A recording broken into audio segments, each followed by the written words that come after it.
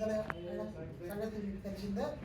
ఈ సందర్భంగా నిన్న ఎన్నికలు జరిగాయి. మొత్తం 11 మంది డైరెక్టర్ల పోస్టుల కోసం ఎన్నికలు జరిగాయి.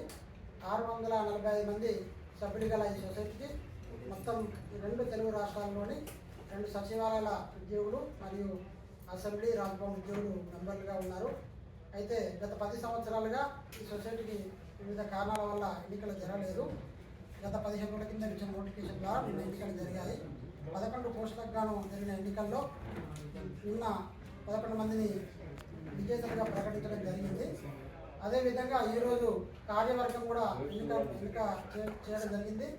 ఈ సందర్భంగా మీకు ఈ కార్యవర్గం యొక్క వివరాలను వెల్లడిస్తున్నాను. కార్యవర్గ అధ్యక్షులుగా శ్రీ రేండ్ల రాజేశం గారు ప్రెసిడెంట్గా ఎన్నికయ్యారు.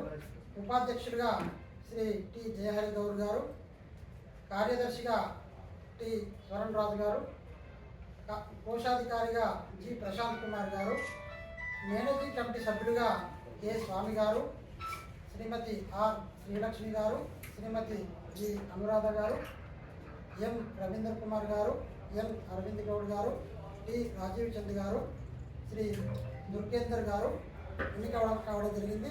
ఈ కార్యవర్గం యొక్క కాల పరిమితి 5 సంవత్సరాలు ఉంటుంది, అనగా 2030 మే నెల వరకు ఉంటుంది.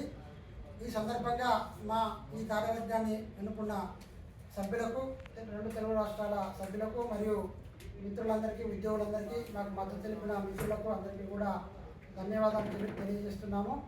మేము ఎన్నికల ప్రచారంలో పాల్గొన్న సందర్భంగా, అదేవిధంగా వివిధ సందర్భాల్లో మేము సభ్యులను కలిసినప్పుడు సొసైటీకి సంబంధించిన అనేక సమస్యలను మా దృష్టికి తీసుకొచ్చారు. ముఖ్యంగా సొసైటీలో చాలామంది గత 10 సంవత్సరాల కాలంలో మెంబర్షిప్ను రద్దు చేసుకోవడం జరిగింది. దానివల్ల డిపాజిట్లు తక్కువ కావడం జరిగింది. డిపాజిట్లు తక్కువ కావడం వల్ల లోన్లు కూడా ఎక్కువ ఇచ్చే పరిస్థితి వచ్చినట్టు మా దృష్టికి వచ్చింది. అదేవిధంగా తీసుకున్న లోన్లకు అధిక వడ్డీ రేట్లు ఉండడము, డిపాజిట్లకు తక్కువ వడ్డీ రేట్లు ఉండడము, లోన్ అప్లై చేసుకున్నట్టయితే చాలా కాలం వరకు, సుమారు నెల రోజుల వరకు కూడా లోన్లు వచ్చే పరిస్థితి లేదని చెప్పారు. అదేవిధంగా నెలసరి ప్రీమియంలో ఆరోగ్య బీమా కోసము, జీవిత బీమా కోసం తీసుకుంటున్న అమౌంట్ కూడా చాలా ఎక్కువగా ఉందని చెప్పి సభ్యులు మా దృష్టికి తీసుకొచ్చారు. నెలసరి కనీస డిపాజిట్కు మాకు ఎటువంటి వడ్డీ రావడం లేదని కూడా తెలియజేయడం జరిగింది. వీటన్నింటిని కూడా మేము ఛార్జ్ తీసుకున్న తర్వాత విధుల్లోకి చేరిన వెంటనే పరిశీలించడం జరుగుతుంది. ముఖ్యంగా ఈ సభ్యత్వాన్ని కూడా పెంచి డిపాజిట్ పెంచే క్రమంలో మేము చాలా దృష్టి సాధించాలని చెప్పి అనుకున్నాము. ఈ సందర్భంగా ఉద్యోగులందరూ కూడా మాకు సహకరించాలని చెప్పి కోరుతున్నాము. సభ్యులందరూ సహకరించినట్లయితే రాబోయే 5 సంవత్సరాల కాలంలో ఈ సొసైటీకి పూర్వవైభవం తీసుకొస్తామని చెప్పి అనుకుంటున్నాము.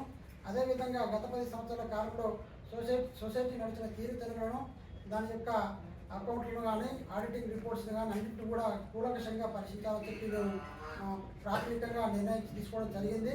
మేము మా యొక్క ఈ కొత్త కమిటీ ఆధ్వర్యంలో ఒక అభ్యుదయ భావాలైన కొత్త కమిటీ సభ్యులు వచ్చారు.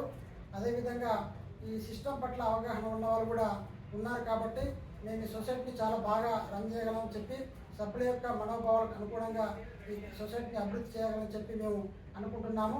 దీనికి అందరూ మీరు కూడా సహకరించాలని, సభ్యులందరూ కూడా సహకరించాలని చెప్పి కోరుకుంటున్నాము. ధన్యవాదాలు.